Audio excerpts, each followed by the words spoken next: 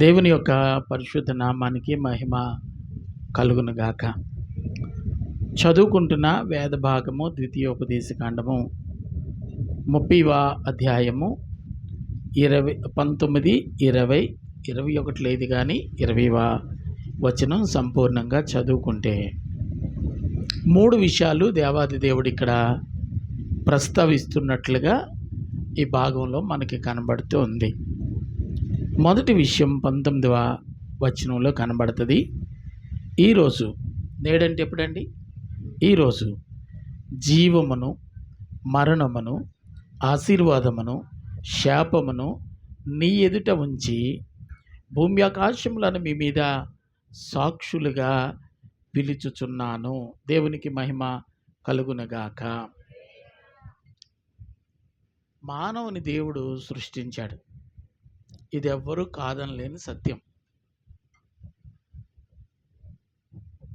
నరుడిగా భూమి మీద మనిషిని పుట్టించిన తర్వాత మనిషి యొక్క నడకను గూర్చి, సహవాసమును గూర్చి దేవుడు ఆలోచన చేసినప్పుడు దేవుని యొక్క తలంపుకు తగినట్లుగా మనుషుడు జీవించటం లేదనేది జగమెరిగిన సత్యం.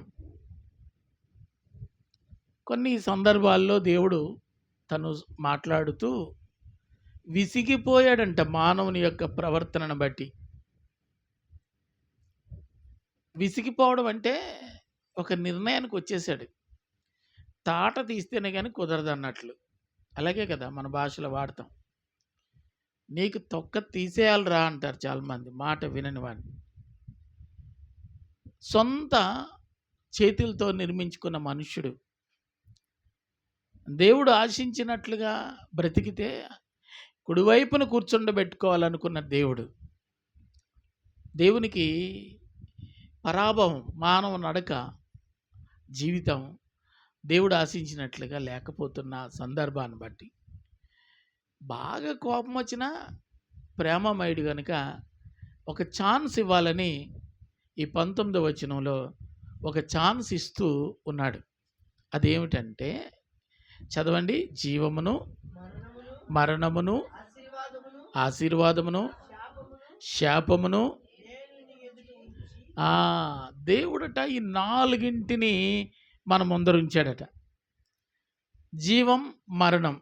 చస్తావా బ్రతుకుతావా? మరణం అంటే అంతే కదా. జీవం అంటే బ్రతకడానికి, మరణం అంటే చావడానికి. ఈ జీవన్ మరణాలు రెండింటిని మనిషి ముందు ఉంచాడు. ఆ మనిషి బ్రతకడానికి ఒకవేళ ఆలోచన కలిగితే ఆయనకి ఏం కావాలి? ఆశీర్వాదం కావాలి. అంతేనండి. చచ్చినోడికి ఆశీర్వాదం ఎందుకు?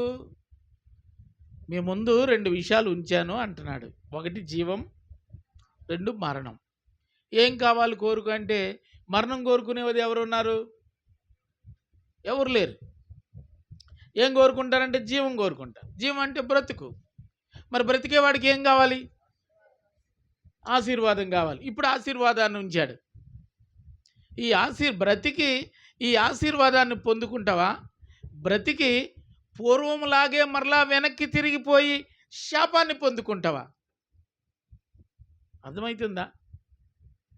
దేవుని యొక్క ఆలోచన ఈ 4 విషయాలు మనిషి ముందు ఉంచాడట. 1 జీవమా, మరణమా? చెప్పండి, ఇక్కడతో తేలిపోద్ది. జీవమే అన్నారు. అయితే పక్కకు రండి అన్నాడు. పక్కకు వచ్చిన తర్వాత ఆశీర్వాదమా, శాపమా అన్నాడు. ఏం కోరుకుంటాం? ఆశీర్వాదమే కోరుకుంటాం.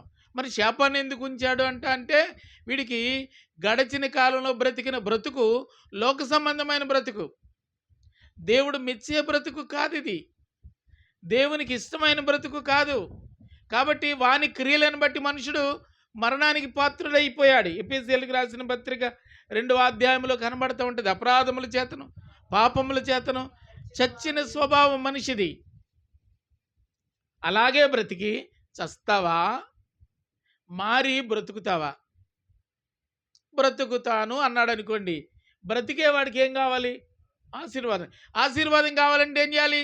మునుపటి పందా విడిచిపెట్టాలి.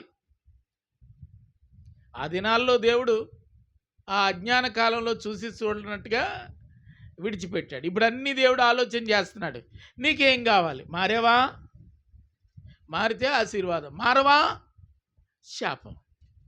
బ్రతికి శాపాన్ని అనుభవించే కంటే ఈ పునర్జన్మలో దేవుడు మనిషి దేనిని కోరుకోవాలని ఆశపడుతున్నాడంటే ఆశీర్వాదాన్ని కోరుకోవాలని ఆశపడుతున్నాడు. ఇది పునర్జన్మ. మానవుని యొక్క క్రియల వలన మనుషుడు చావవలసినటువంటి వాడే, ఎప్పుడో చచ్చిపోవలసినటువంటి వాళ్ళం. కృపా సంకల్పము ద్వారా బ్రతికించాడు. అంటే మన ఈ బ్రతుకు పునర్జన్మ, రెండవ జన్మలోనికి మనం వచ్చాం. ఈ పునర్జన్మలో కూడా నీవు శాపగ్రస్తమైన వ్యక్తిగా ఉంటే ప్రయోజనం ఏముంది? ఎన్నిసార్లు చెప్పినా వినమే అని మన పిల్లల్ని ముట్టికాయ పెడతాం. అలాగే దేవుడు గడిచిన కాలంలో పాపివై ఉండగా మరణానికి పాత్రుడవు, కనికరించాడు, క్రీస్తు భూమి మీదకి వచ్చాడు, జీవపు మార్గాన్ని మనిషి ముందు ఉంచాడు. ఇప్పుడు జీవపు మార్గాన్ని నీవు కోరుకున్నావు, నేను కోరుకున్నాను కనుక ఇప్పుడు పరిశుద్ధ సంఘంలో ఉన్నాం. కానీ పరిశుద్ధ సంఘంలో దేవుడు కోరుకున్న పిల్లలుగా మనం ఉన్నప్పటికీ పరలోకమందున్న దేవుని యొక్క ఆశీర్వాదాలకు వారసుడిగా బ్రతకకపోతే, అంటే పూర్వపు స్థితిలోనే మానవుడు జీవిస్తూ ఉన్నట్లయితే, పూర్వపు పరిస్థితినే కోరుకున్నట్లయితే ఆశీర్వాదము పొందవలసిన మనుషుడు శాపాన్ని స్వతంత్రించుకునే ప్రమాదం ఉంది. ఎలాగైనా దేవుడేమో పక్షపాతి, ఆయన ఆశీర్వదించాలంటే ఆశీర్వదించేస్తాడు, క్షమించాలంటే క్షమించేస్తాడు, బ్రతికించాలంటే బ్రతికించేస్తాడు, ఈ భూమి మీద లేకుండా చేయాలంటే లేకుండా చేస్తాడు. ఆయన ఎలాగైనా ఇది అది అని చెప్పి చాలామంది దేవుని నిందించేవారు ఉన్నారు. అప్పుడప్పుడు కాలగట్టి మంచి నడిచిపోతూ కొంతమంది మాట్లాడుతుంటారు, ఆ దేవుడికి కనికరం లేదు, ఈ కష్టాలన్నీ నా ఇంటి మీదకే పెట్టాడు. కనికరం లేదా దేవుడికి? ఆ దేవుడికి దయలేదు. నా దగ్గర చూసింది పాస్ అయిపోయింది, నేను కష్టపడి రాశాను కానీ నేను ఫెయిల్ అయిపోయాను, ఆ దేవుడికి కనికరం లేదు. పిల్లలు దేవుడిని అనడం, పెద్దలు దేవుడిని అనడం, కుంటోళ్ళు దేవుడిని అడగడం, జబ్బోళ్ళు దేవుడిని అడగడం, పేదోళ్ళు దేవుడిని అడగడం, అందరూ దేవుడి మీద పడే అడ్డమే. స్తుతించేవారు లేరు, నిందించేవారు ఎక్కువైపోయారు. ఏమైపోయారండి? ఆరాధించేవాళ్ళు, కృతజ్ఞతలు చెల్లించేవాళ్ళు, ఇప్పటి వరకు ఈ స్థితికి తీసుకొచ్చిన దేవునికి వందనాలు చెప్పేవాళ్ళు లేరు. కానీ చిన్న కష్టం వస్తే దేవుణ్ణి దూషించేవాళ్ళు అత్యధికమైన స్థాయిలో ఉన్నారు. ఏటో ఈ ప్రార్థనలన్నీ ఎక్కడికి పోతున్నాయో, దేవుడు నా ప్రార్థనకి జవాబే ఇవ్వలేదు. దేవుని తక్కువ చేసి దేవుని యొక్క చిత్తానికి భిన్నంగా ఆలోచించిన వ్యక్తులు నువ్వు నేను కాదు. నాటి కాలంలో అబ్రహామే అలా ఆలోచన చేశాడు, షారై అలా ఆలోచన చేసింది.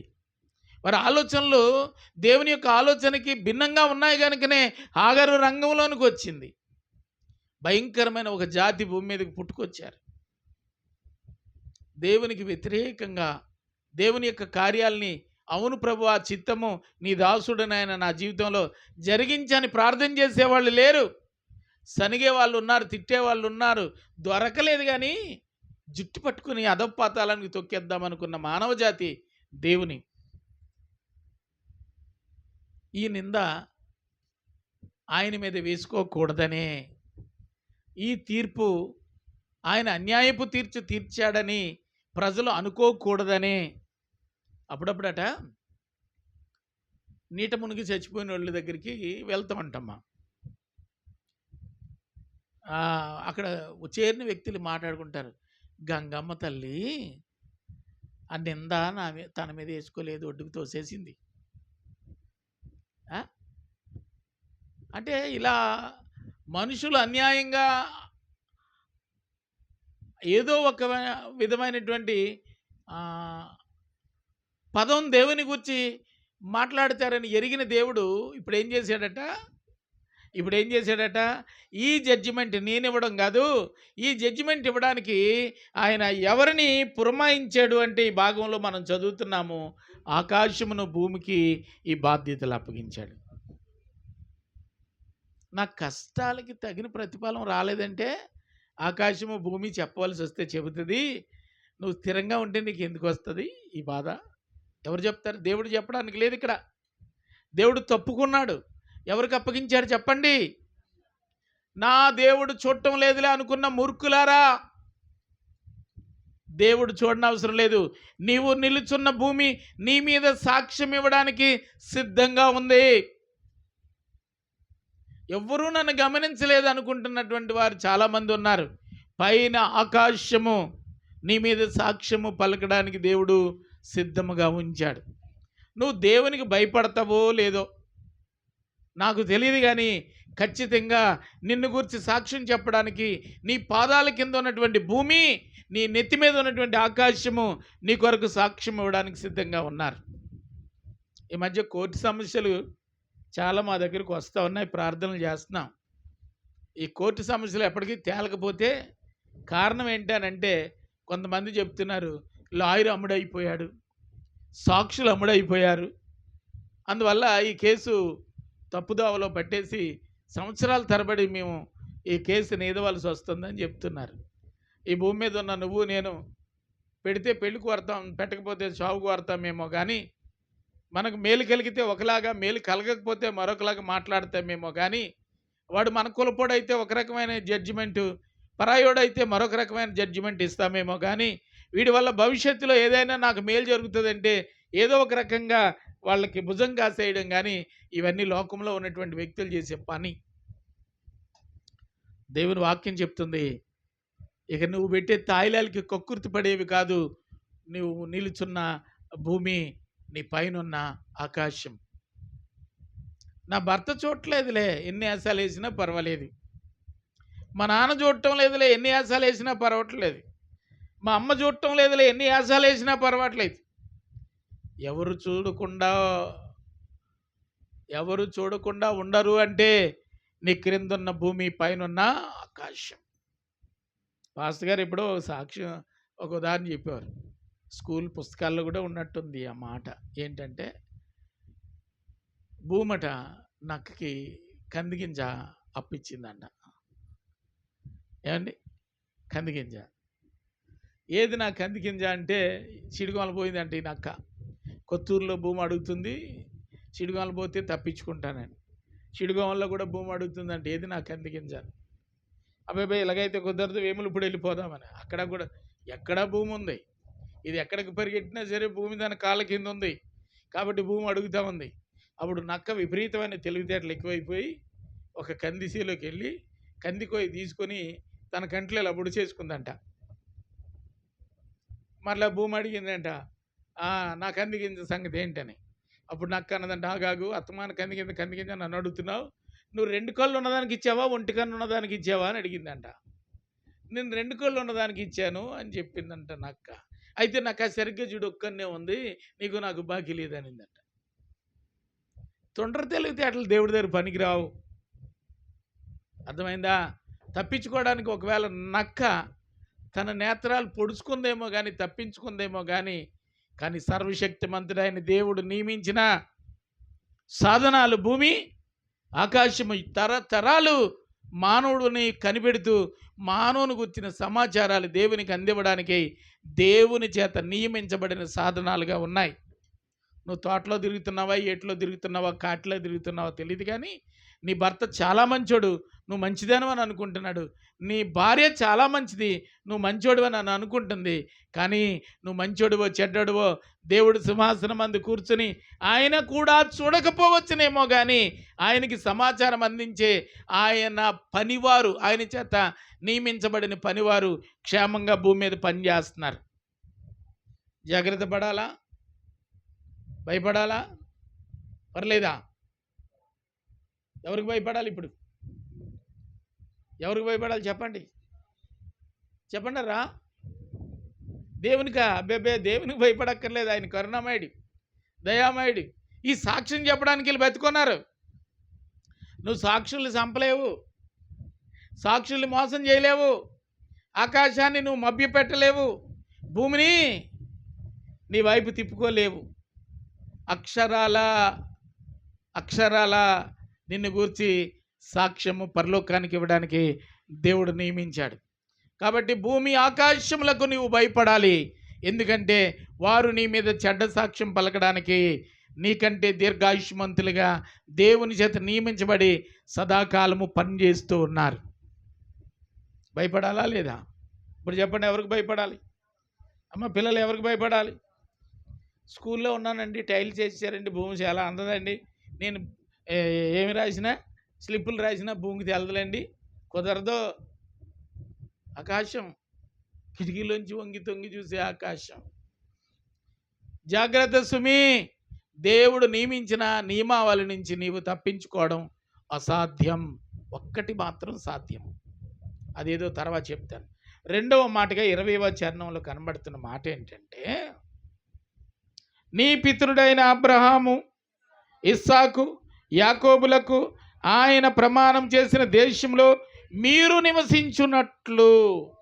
అగనండి, వాగ్దానం దేవుడు ఎవరికి చేశాడు? అబ్రహాముకు చేశాడు, ఇస్సాకుకు చేశాడు, యాకోబుకు చేశాడు. నీకు నాకు చేయలేదు కదా.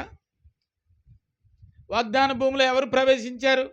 వాగ్దానము చేయబడిన వంశావళి ప్రవేశించింది. అర్థమైందా? మనమెవరమి? అన్యజాతి ప్రజలం. రక్షణ చాలా దూరంగా ఉంది మనకి. క్రీస్తును సిలువ వేసిన వారము, క్రీస్తు అక్కర్లేదనుకున్న వాళ్ళము, సాక్షాత్తు సర్వశక్తిమంతుడైనటువంటి దేవుని యొక్క మహిమను గాక భూమి మీద దేవుడు కలుగజేసిన ఈ భయంకరమైనటువంటి వస్తు వాహనాలను దేవుడిగా పూజించి ఆరాధించి శాపగ్రస్తులమైనటువంటి వాళ్ళం మనం. మనకు ఆశీర్వాదం ఉందా? ఆశీర్వాదాలని దేవుడు ఎవరికి ఉంచాడు చెప్పండి? ఇప్పుడు అబ్రహాము, ఇస్సాకు, యాకోబులకు దేవుడు ఉంచాడు. క్రీస్తు భూమి మీదకి వచ్చాడని చెప్పాం కదా ఇందాక.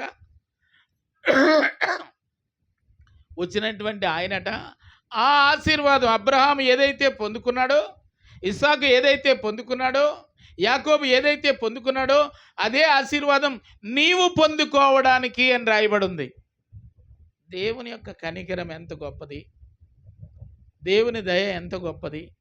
ఎన్ని జన్మలు ఎత్తితే వాళ్ళ ఆశీర్వాదాన్ని మనం పొందగలుగుతాం. ఒక మాట మీకు జ్ఞాపకం చేస్తా. అరణ్యంలో ఉన్నటువంటి ఇశ్రాయేలీలు ఆకాశంలో ఉన్నటువంటి దేవదూతలు తినే ఆహారం తినేటట్లు చేశాడు ఆయన. కనికరంతో చేశాడు, ప్రేమతో చేశాడు, జాలితో చేశాడు, దయతో చేశాడు. ఎవరు తినాల్సింది? ఎవరు తినేటట్లు చేశాడు? అదే దేవుడు. అబ్రహాము యొక్క ఆశీర్వాదము, యాకోబు యొక్క ఆశీర్వాదము,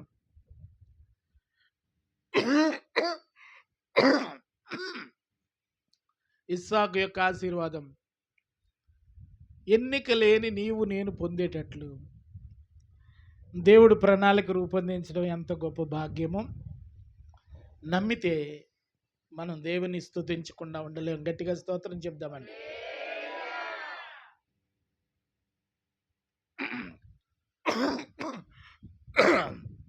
ఆయన ప్రమాణము చేసిన ఆశీర్వాదము,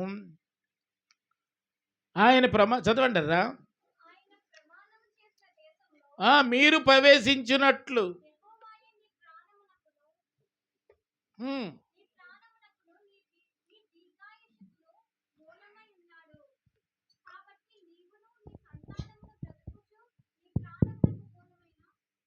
చాలు. ఏమని రాసిందంటే, ఆయన ప్రమాణము చేసిన దేశములో మీరు నివసించున్నట్లు. అంటే ఛాన్స్ మనకి దేవుడు ఇచ్చాడు. మనకు ఛాన్స్ దొరికే విధంగా దేవుడు ఏం చేశాడంటే, యెహోవాయే నీ ప్రాణమునకును నీ దీర్ఘాయుష్నకును మూలమై ఉన్నాడు. అంటే నీకోసం నా కోసం ఆయన వకాల్తా పుచ్చుకున్నాడని చెప్పాలి. కోర్టు భాషలో చెప్పాలంటే బాధ్యత తీసుకున్నాడని చెప్పాలి.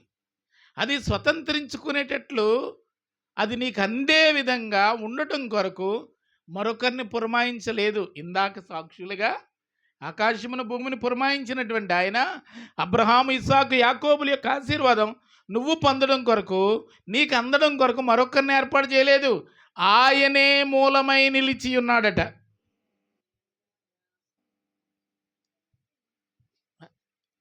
అర్థమైంది? ఏమన్నా తెల్లముఖం వేసి చూస్తున్నారు. ఆయన అబ్రహాము పొందుకున్న ఆశీర్వాదం, ఇస్సాకు పొందుకున్న ఆశీర్వాదం, యాకోబు పొందుకున్న ఆశీర్వాదం ఆ తరంలో అయిపోయింది.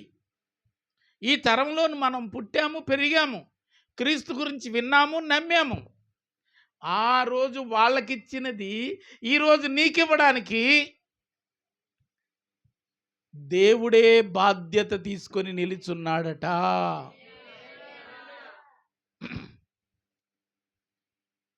అంటే ఏదో ఫంక్షన్ జరిగింది, 100 మంది పేరెంటర్లు వచ్చారు. సతీష్, పద్మ ఆలోచన చేసి పేరెంటర్లకు ఒక్కొక్క జాకెట్ మాకు ఇద్దాం అనుకున్నప్పుడు ఇవ్వడానికి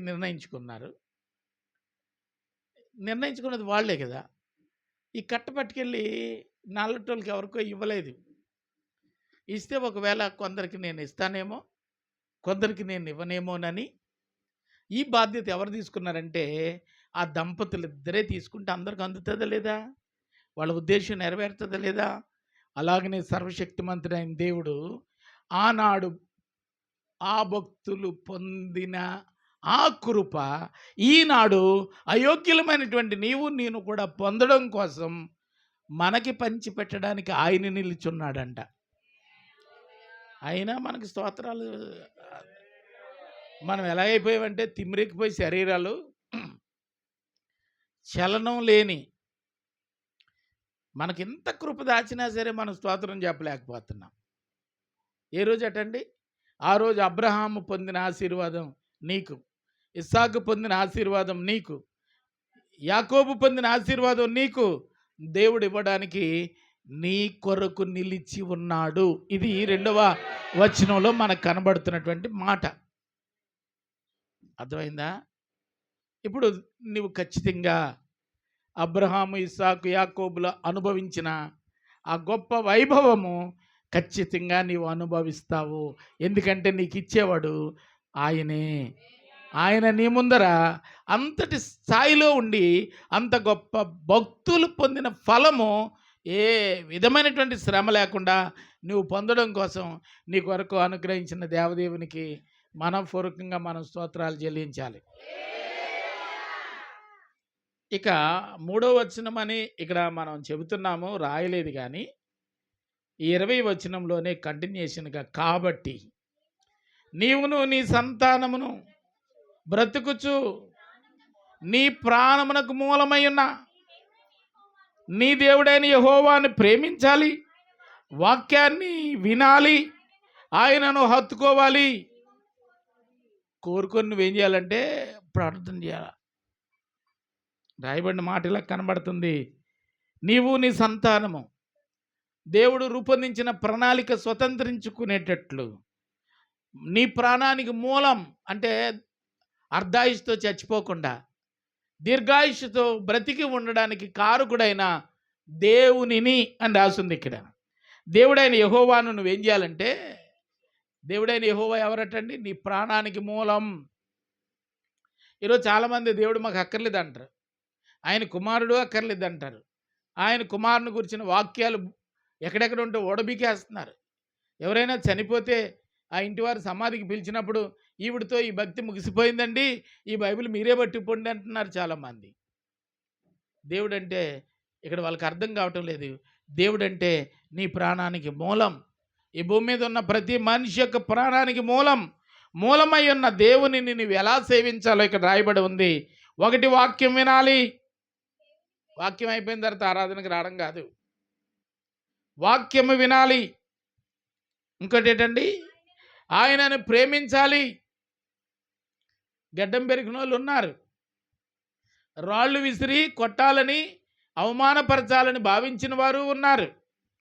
దేవుడు కోరుకుంటున్నాడు, తండ్రి అయిన దేవుడు కోరుకుంటున్నాడు ఆయనను ప్రేమించాలి. కీర్తనలో 2వ కీర్తనలో కనబడుతుంది, కుమారుని ప్రేమించుడి, లేని ఎడల ఆయన కోపించుకో. ఇక్కడ కూడా రాయబడుతుంది, ప్రేమించండి, వాక్యం వినండి, అంతేకాకుండా ఆయన హత్తుకోండి. ఇది సాధ్యమా? ఇది మనం చేయగలమా అంటే చేయలేం. కాబట్టి ఆ విధంగా నేను చేయగలుగునట్లు దేవా నాకు జీవమును ప్రసాదించండి అని బ్రతిమలాడాలట. జీవమును కోరుకొనిడి అని రాస్తుంది. ఇప్పుడు నువ్వు ఐశ్వర్యం కోరుకోక్కర్లేదు. ఐశ్వర్యము, ఘనత, ఆశీర్వాదము ఇవన్నీ ఎక్కడున్నాయటండి? ఆయనలో ఉన్నాయి. ఆయనను నీవు కోరుకోవాలి, ఆయనను నీవు హత్తుకోవాలి, ఆయన నువ్వు ప్రేమించాలి. అలాగూ నీవు చేయగలిగితే, అలాగూ చేయడానికి నీకు కావలసిన మరొక ప్రాముఖ్యమైనది ఏంటంటే ప్రాణం. ప్రభువా నిన్ను స్తుతించడానికి, ప్రభువా నిన్ను ప్రేమించడానికి, ప్రభువా నిన్ను హత్తుకొని జీవించడానికి నాకేం కావాలో తెలుసా? బ్రతుకునివ్వండని ఆయుష్ కొరకు ప్రార్థన చేయాలి. నీ ప్రార్థనలో ప్రాముఖ్యమైన అంశం ఏమిటంటే, నేను బ్రతకాలి నాయన. దావీదు అదే అంటాడు 119వ కీర్తనలో 175వ చరణంలో ఏమంటాడంటే, నీవు బ్రతికించు, నేను నిన్ను స్తుతిస్తానంటాడు. ఇక్కడ రాయబడిన మాట ఏంటంటే, కోరుకొనున్నట్లు జీవమును కావాలని ప్రభువుని అడగండి. శ్రమలు వస్తే చచ్చిపోతాను ప్రభా, చచ్చిపోతాను. ఈ దేవా నాకు సావు వస్తే చాలు ప్రభా, నాకు సావు వచ్చింది కాదు. ఎన్ని మాటలు అంటారో. కత్తి పట్టుకుని నువ్వు కోరుకున్న సావే అర్ధగంటలో నీకు ఇచ్చేస్తున్నాను, నువ్వు మెడలు ఇలా వంచు అని చెప్తే ఉంటారా? ఉంటారమ్మా? ఉంటారా? మేడెక్కి పద తోసేస్తాను, సావే కదా కోరుకుంటున్నావు, మేడెక్కి పద అంటే ఎక్కుతారా? ఇళ్ళక లాగుతుంటే వెనక్కిపోతూ ఉంటారు. కానీ సంసారం ఏదలేక సన్యాసుల్లో కలిసిపోయారంటారు కదా, అలాగా ఈ మాయదారి సంసారం లేనిపోని పనులన్నీ నెత్తి మీద పెట్టేసుకొని వాళ్ళు ఏమంటారంటే, చచ్చిపోతాను చచ్చిపోతాను చచ్చిపోతాను. చచ్చిపోతారా? చచ్చిపోతారా? చచ్చిపోరు చచ్చిపోరు చచ్చిపోరు. అలా అంటూ ఉంటారు మనుషుడు, చావో చావో చావో చావో. దేవుడు చావడానికి కాదు నేను పుట్టించింది, బ్రతకడానికి, మరలా బ్రతకడానికి, మరలా బ్రతకడానికి. చావునకు సిద్ధంగా ఉన్న వాళ్ళని సజీవుడైన క్రీస్తు దగ్గరకు నడిపించటానికి. ఇవన్నీ ఈ రెండు చరణాల్లో రాయబడింది కేవలం నీ సౌలభ్యం కొరకు, నీ క్షేమం కొరకు, నీ అభివృద్ధి కొరకు, నీ యొక్క ఆత్మీయ జీవితం దేవునితో అంటుకట్టుబడి ఉండడం కొరకు వ్రాయబడినటువంటి మాటలు. జాగ్రత్త పడదామా? దేవుణ్ణి బ్రతిమలాడుకుందామా? దేని కొరకు మనం ప్రార్థన చేయాలో అక్కడ వ్రాయబడి ఉంది. జీవమునకు జీవమునకు జీవమునకు మూలమై ఉన్న దేవునిని ప్రభువా బ్రతిమలాడుకోవాలని రాయబడినటువంటి మాట. ఆయన నీకు జీవాన్ని ఇవ్వాలని అనుకున్నాడు, కానీ మరణం నీకు ఇవ్వకూడదు అని మరణానికి జీవానికి మధ్య నిలిచి ఆయన నీ పక్షంగా మరణించి జీవమును నీకు అనుగ్రహించిన దేవుని నీవు గుర్తించి స్తుతించగలిగితే ఆ గొప్ప మహిమ, ఆ గొప్ప ఆశీర్వాదం నీవు నీ కుటుంబస్తులు పొందుకోగలుగుతారు. తలలు వంచుదాం, ప్రార్థన చేద్దాం. దేవుని యొక్క సాన్నిధ్యంలో అబ్బా తండ్రి అని మనం మొరపెడదాం.